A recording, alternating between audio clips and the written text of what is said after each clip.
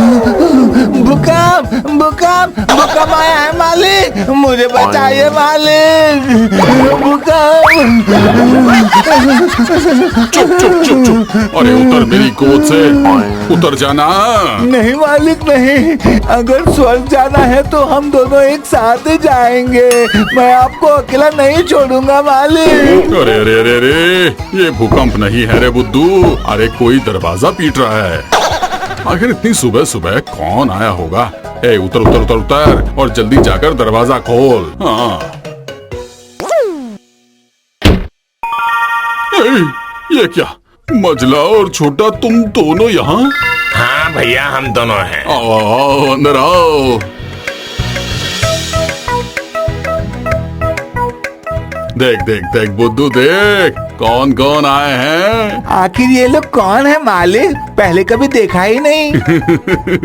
ये दोनों मेरे सगे भाई हैं। ये है मछला और ये है छोटा। जा जा बाजार जाकर बड़ी वाली मछली और मीट लेकर आ जा। हाँ। हम लोग खाने पीने के लिए यहाँ नहीं आए हैं भैया, हम लोग आए हैं पैसा लेने। कैसा हिसाब? अरे पिताजी के जाने के बाद हमारी जमीन के हिस्से किए गए हैं, पर इस घर का अब तक नहीं हुआ है। हिसाब से तो इस घर में भी हमारा हिस्सा बनता है ना भैया? हाँ हाँ भैया, हमारा हिस्सा हमें दे दो आप। सुबह सुबह क्या मैं हिसाब समझाने बैठूंगा? ठीक है ठीक है ठीक है, पहले थोड़ा आराम तो कर लो। अरे बुद्धू, सबके लिए एक बहुत ही बढ़िया सी और प्यारी कड़क चाय बना दे। अभी लाया मालिक।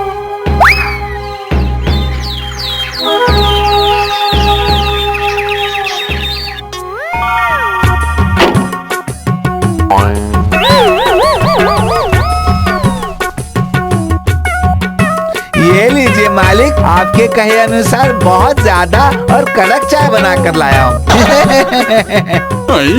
अरे बेवकूफ, मैंने तुझे कड़क चाय बनाने के लिए कहा था, कढ़ाई में नहीं। उफ, अरे आखिर तुझे लेकर मैं कहाँ जाऊंगा? आप जहाँ भी जाएंगे मुझे अपने साथ लेकर जाइएगा मालिक, वरना आपको बहुत तकलीफ होगी। कैसा आदमी रखा है भैया? इसका नाम है बुद्धू राम, मेरी परछाई है ये। मुझे अच्छे से पता है कि सब मुझे छोड़कर चले जाएंगे, पर ये बुद्धू कहीं नहीं जाने वाला। हाँ। आप मुझसे इतना प्यार करते हैं मालिक, मैं इसका प्रतिदान जरूर दूंगा। बुद्धू बेवकूफ है, इसलिए तुम इसे झांसा दे सकते हो, हमें झांसा नहीं दे सकते हो भैया। हमारे घर का हिस्सा हमें दे दो। तुम्हें घर का हिस्सा दूंगा तो तुम लोग इसे तोड़ दोगे। हम 3 भाई हैं, हम लोग क्या साथ मिलकर यहाँ नहीं रह सकते? क्या कहते हो इस बारे में? नहीं भैया, मेरे बीवी बच्चे हैं, मुझे अलग घर बनाना पड़ेगा। मेरा भी परिवार है, मुझे भी अलग रहना पड़ेगा। ठीक है, पर हिस्सा देने से पहले तुम्हें एक नीति वाक्य की कहानी सुनानी पड़ेगी। थोड़ा ध्यान लगाकर सुनना। एक बूढ़े के 5 संतान थी। 5 भाइयों के अंदर बिल्कुल भी प्यार नहीं था। वो 5 भाई अलग अलग होकर जब भी काम करने जाते थे तभी वो नाकामयाब हो जाते थे। उन्हें समझाने के लिए उस बूढ़े ने पता है क्या किया था? क्या किया था? बताऊंगा नहीं, बल्कि मैं भी वो करके ही दिखाऊंगा। ए बुद्धू, अभी दौड़ कर जा और 10 सीधी सी डंडी और एक रस्सी लेकर आ जा।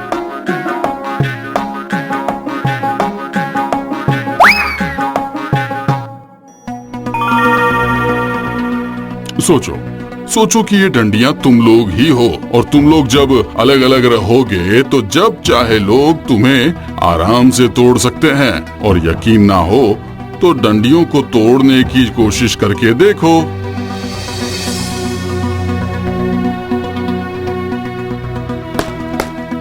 और तुम लोग कभी एक साथ रहोगे तो ऐसा नहीं होगा। ये देखो, ये देखो, लो लो लो, कोशिश करके तो देखो।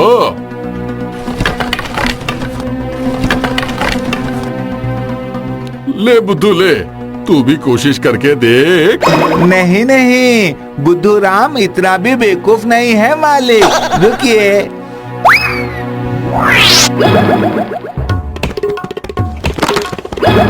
अरे ये तूने क्या किया बुद्धू? एक साथ रहने से तोड़ना मुश्किल है ना, बचपन में पढ़ा था इसलिए मैंने काट दिया मालिक। मुझमें दिमाग है, सही कहा ना? सही कहा। तो साथ रहने का क्या फायदा? हाँ हाँ सही कहा, इसने हमारी आंखें खोल दी है। अब हमारा हिस्सा हमें दे दो भैया, हम लोग अलग ही रहेंगे अब। आई बात समझ में? हाय हाय हाय, ये तूने क्या किया रे बुद्धू? तूने तो नीति वाक्य का पूरा श्राद्ध ही कर दिया रे।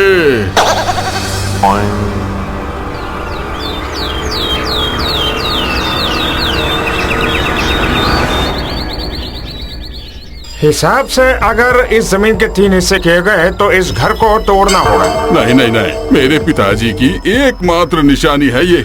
मैं किसी भी हाल में इसे टूटने नहीं दूंगा। नहीं दूंगा, नहीं दूंगा। चुप चुप, तेरी वजह से आज मेरा संसार टूट गया और अब नहीं दूंगा। नहीं दूंगा बोलकर चिल्ला रहा है। हाँ ठीक है, तो फिर हमें नकद पैसे दे दो, हम कहीं और जमीन खरीद कर घर बना लेंगे। उससे हमें हिस्सा भी मिल जाएगा और घर भी नहीं टूटेगा। पैसे? अरे कितने पैसे? 5-5 करके 10 लाख देने से हो जाएगा। नहीं, 10 लाख? अरे इतने सारे पैसे मैं कहाँ से लाऊंगा? हाँ? तो फिर ये घर छोड़ दो ना भैया, आज से ही हम घर तोड़ने का काम शुरू कर देंगे। अपने कपड़े लत्ते तो ले लूं, लगता है हमें कोई और ही घर ढूंढना पड़ेगा।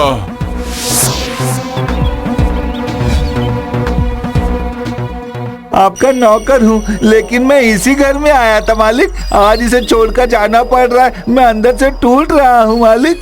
चुप चुप, ये सब हुआ है तुझे नीति वाक्य का पाठ पढ़ाया था इसीलिए। अब जबान मत चला और अपने पैर चला बुद्धू।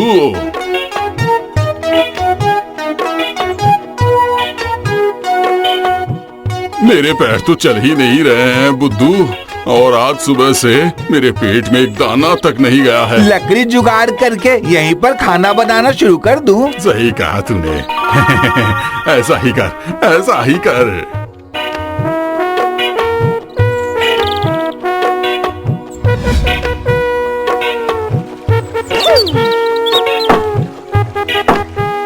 तुझे देखकर मुझे ना एक लकड़हारे की सोने की कुल्हाड़ी वाला किस्सा याद आ गया बुद्धू। कौन सी कहानी मालिक? तो फिर सुन। एक बार लकड़ी काटते काटते लकड़ी काटने वाले के लोहे की कुल्हाड़ी पानी में गिर जाती है। तभी पानी से निकल आती है एक देवी। पहले उन्होंने उसे सोने की कुल्हाड़ी दिखाकर पूछती है कि क्या ये कुल्हाड़ी तुम्हारी है?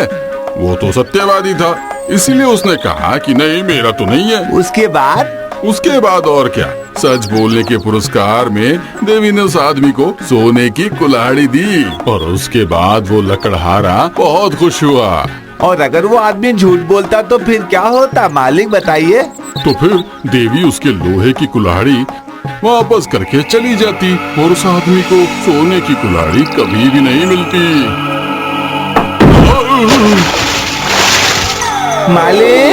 मालिक आप कहाँ चले गए मालिक?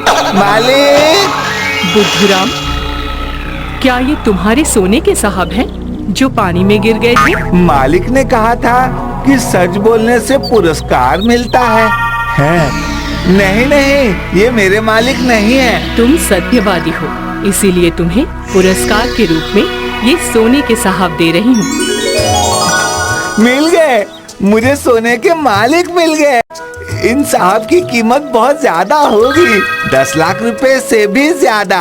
अब मालिक के भाइयों को अगर सोने के भैया मिल गए तो पैसे नहीं मांगेंगे।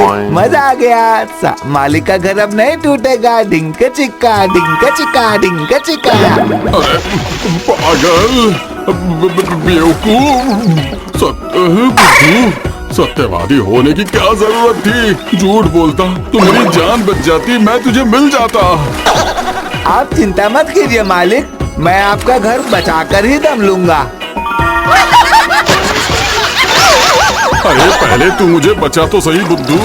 अरे पहले तू मुझे ऊपर खींच। अब मैं तुझे कभी भी किसी नीति वाक्य की कहानी मती मारी गई थी मेरी। लो कर लो बात, नीति वाक्य मानकर चलूं तब भी गलत, न मानूं तब भी गलत। आखिर करूं तो क्या करूं मैं? सोने के मालिक चलिए हम घर वापस चलते हैं। चलिए चलिए।